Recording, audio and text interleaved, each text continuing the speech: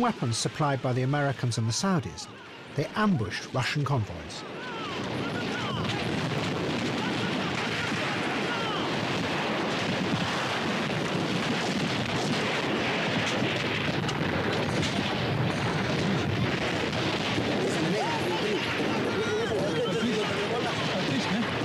The Mujahideen treatment of their Russian prisoners was ruthless and cruel. And we captured 2 Russians alive. Then we took them to our commander. And then the commander told us to stone them into death. And we took them and we stoned them into death. They stoned them to death? Yeah, yes. Have many people here stoned Russians or Afghan communists to death?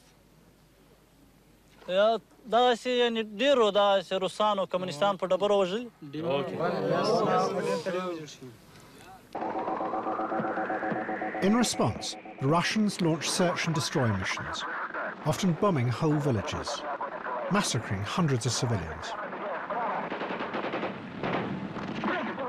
The war became a vicious struggle, with the Mujahideen using equally brutal tactics. And any idea of transforming Afghanistan began to slip away, and the Russians retreated into the cities.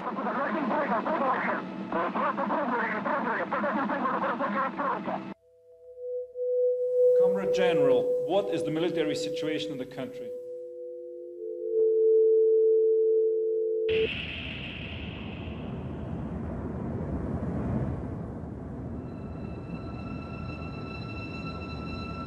But the rebels came into the cities and began to kill the Russian civilians.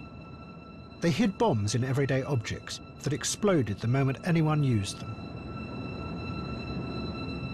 Everything around the Russians became frightening and unstable.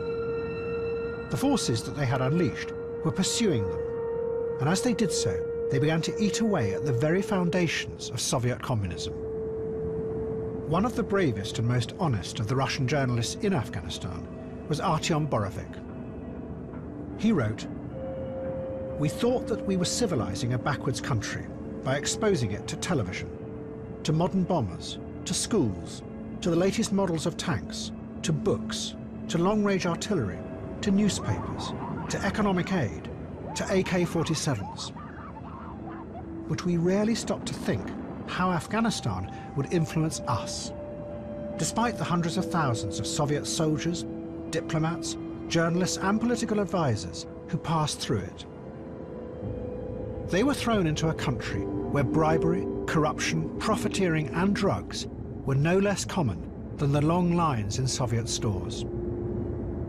These diseases can be far more infectious and dangerous than hepatitis, particularly when they reach epidemic proportions."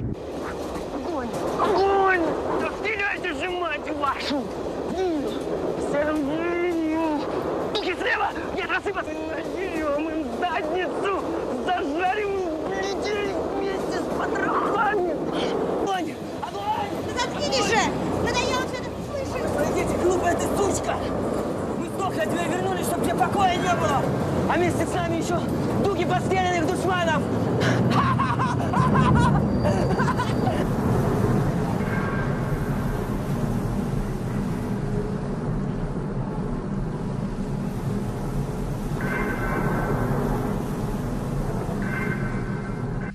Borovik said that the Russians resembled the astronauts in a famous Soviet science fiction film called Solaris.